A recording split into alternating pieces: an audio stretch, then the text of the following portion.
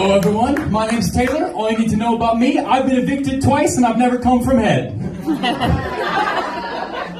Doctor says I have a condition called bashful semen, and I can't stop stealing copper wiring from the walls. That's something I could work on. My last apartment, I moved into it, and the day I moved in, there was a sign on the door that said they were filming Saw 9 inside my apartment, and I thought, oh, that's awesome. My apartment is literally the backdrop for a sadistic killer's little games where you're never gonna leave. But $600 a month? Bitch! Taking that. Moved into a place that had no locks on any of the doors, and my roommate had one spoon, and I was like, this is fine. As long as I don't have to spend a lot of time here, you know? It's good to move in, March 2020. I'm not gonna spend a lot of time here at all. And then nothing happened for the next 3 years, right? Y'all have a good pandemic? Y'all have a good pandemic? Make some noise, y'all had a good pandemic. I did too, but I think it's because it was finally like a time when my skill set could shine. You know, the government told everyone that smoking weed for 9 hours a day and getting all the achievements in The Witcher 3 was heroism. And I was like, well, I'm a goddamn patriot then. I'll do anything to serve my country.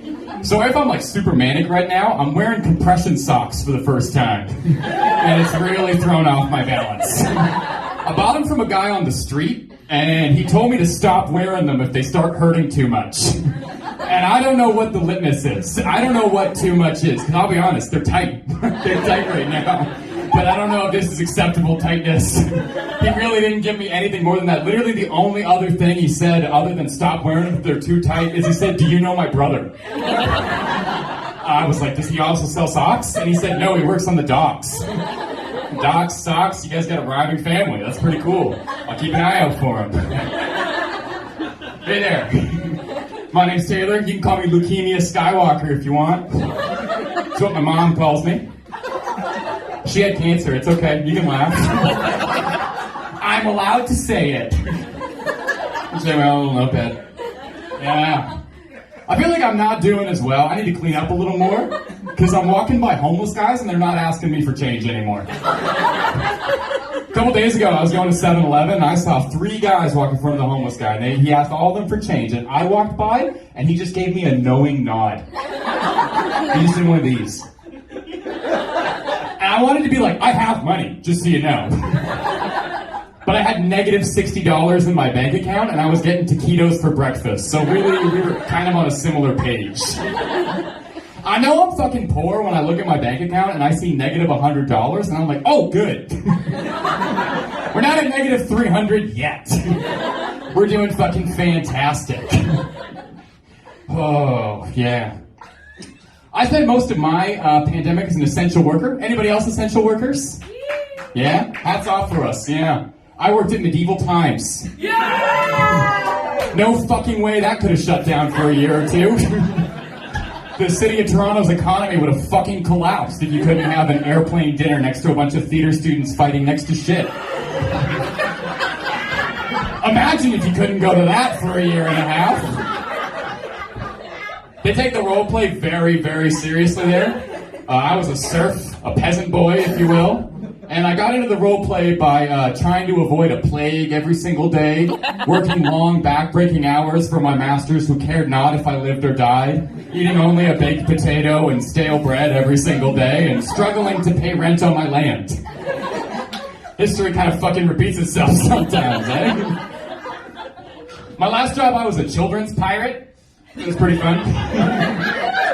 I don't want to get into it so much because I'll just be here for the rest of the day explaining what a children's pirate is.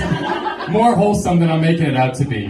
Like, yes, I did take children and sail them around the lake, but we had adventures. I wasn't put on a watch list or anything. Kids are fucking cruel, though, let me tell you. Kids can roast you harder than any professional roast master ever will. The meanest thing a child ever said to me is there were these 2 little kids, and one of them was asking if I was a real pirate. And this other little boy, without even fucking missing a beat, taps his friend and says, of course he is, look at his teeth. And he was like 10. He was like 10 and he's that mean. I'm gonna think about that shit every day for the rest of my life. Have you ever had to try to save face in front of a 10-year-old and not cry? Like, not let him know that he just completely destroyed your ego? Or you're dressed like Jack Sparrow? Like that was really funny. I can't wait to entertain you and all your friends for the rest of the evening. Okay, we gotta get the laughs up a little more. I brought a girl to this, okay? I'm trying to look cool. Would you mind taking a few photos for my Hinge, by the way? Thank you. I'll kind of pose, but do them like natural. I don't want them to seem too staged, okay? And if you get a notification from somebody whose avatar is Lois Griffin blasting Peppa Pig, that is not for you. That's my Discord kitten. We're doing litterbox stuff lately, and that's been pretty fun. I haven't been dating much ever since that fucking Dahmer show came out on Netflix.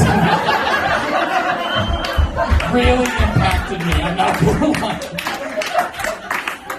Wow, hey, thank you. I get compared to Dahmer a lot.